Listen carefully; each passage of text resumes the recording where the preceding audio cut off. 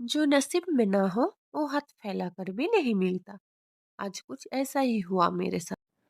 আসসালামু আলাইকুম। আমি খুশবু। জানি চেনো না, ফলো করে রাখো তাহলে চিনে যাবে। ইনস্টাগ্রাম ফিডটা পুরোই মোমোই ভরে গিয়েছিল, যার কারণে মোমো খাওয়ার ক্রেভিং শুরু হয়েছিল। তারপর মাগরিবের নামাজ পড়েই রেডি হব বলে জামা বের করলাম আর দেখলাম ফিটিংস আসছে না, মোটি হয়ে গেছি আমি, জামা নয়। ব্যাস সেলাই খুলতে খুলতে জামাটা এমন জোরে টানলাম ছিঁড়ে গেল।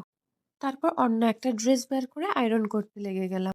এই ড্রেসটা আমার পাপাজির দেওয়া লাস্ট গিফট, যা আমি যত্ন সহকারে তুলে রেখেছিলাম তার স্মৃতি হিসাবে। মুম্বাই থেকে ২০২০ সালে আমাকে এটা পাঠিয়েছিল। তারপর খুব সিম্পল ভাবে রেডি হয়ে বেরিয়ে পড়লাম সাগরপুর যাওয়ার জন্য মোমো খেতে। তারপর সাগরপুরে পৌঁছে একটা ইনসিডেন্ট ঘটে গেছিল, যেটা এক্ষুনি বলবো। সাগরপুরে পৌঁছে দেখি মোমো দোকানে মোমো শেষ। কি করা যায়, মুডটা তো অফ হয়ে গেল, কারণ আমার খুব ক্রেভিং হচ্ছিল মোমো খাওয়ার। তারপর পাশাপাশি পাপড়ি চাটও বসেছিল, আমার ফেভারিটের মধ্যে একটা খাবার। তারপর আরেক জায়গায় মোমো স্টল দেখতে পেলাম। দেখে ১ প্লেট অর্ডার করে দিলাম। হাতে প্লেট নিয়ে জিজ্ঞাসা করছি, "এটা কি হালাল?" ও कहते हैं ना, नसीब में ना हो तो हाथ फैला कर भी नहीं मिलता। এমনই হলো আজকে আমার সাথে। তারপর চাউমিন খেয়ে স্টেশনারি দোকানে কিছু জিনিস নিয়ে নিলাম।